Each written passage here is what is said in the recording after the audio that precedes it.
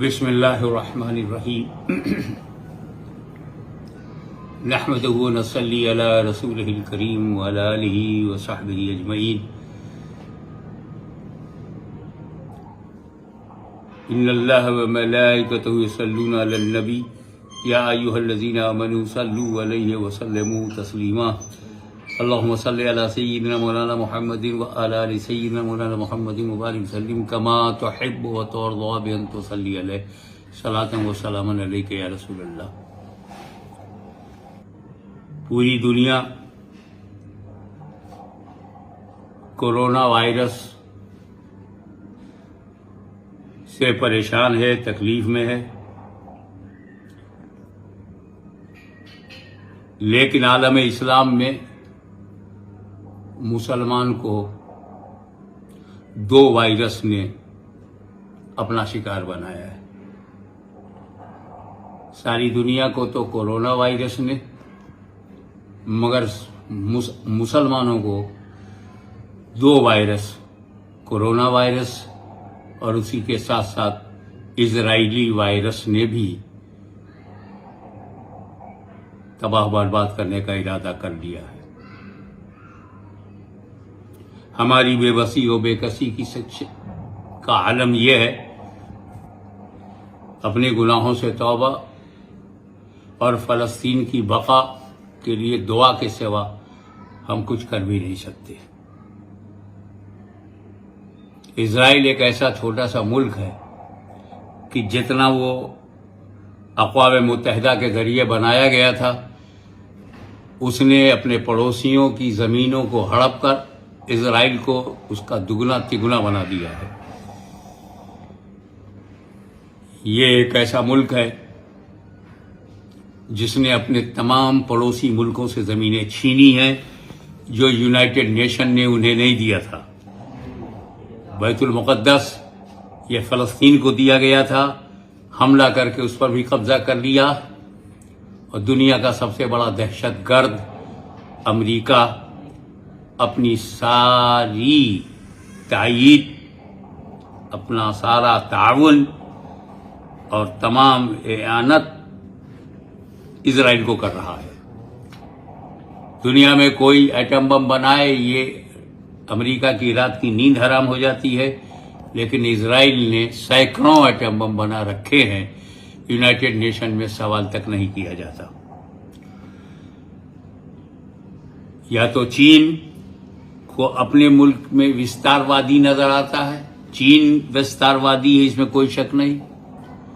دوسرا اسرائیل وستار وادی ہے،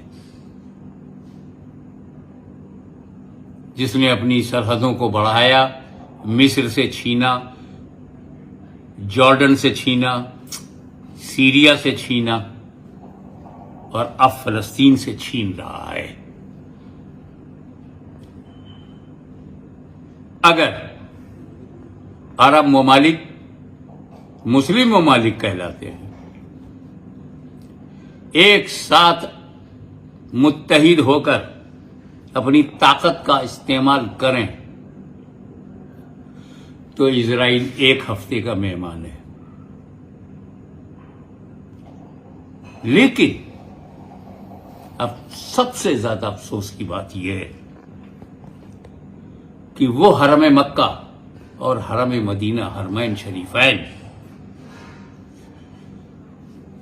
سعودی عرب اس کا حکمراں یمن پر میزائل پہ میزائل مار سکتا ہے، مسلمانوں پر میزائل برسا سکتا ہے، لیکن اس سعودی عرب کے کسی حکمراں میں یہ جرت نہیں کہ وہ اسرائیل پر بھی ایک میزائل مار سکے۔ حماس کے علاوہ وہ کوئی عرب طاقت نہیں ہے کہ جو اسرائیل کے ٹھکانوں کو تباہ کر سکے۔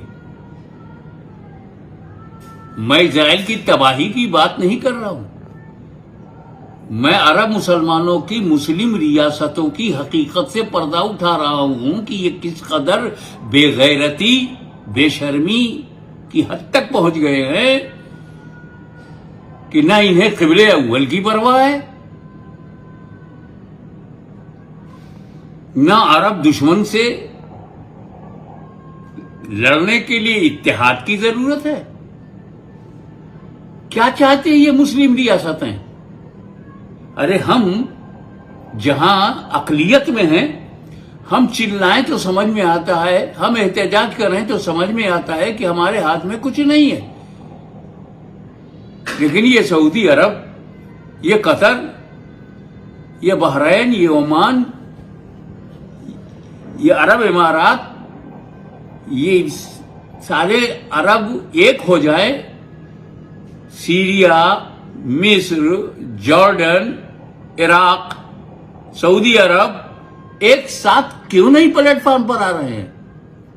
سب کا قبلہ اول ہے وہ. یہاں فرقے وارانہ ذہنیت کا کام نہیں ہے.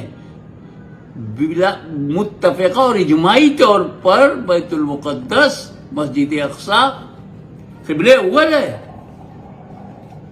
انبیاء کرام علیہم السلام کا مسکن ہے.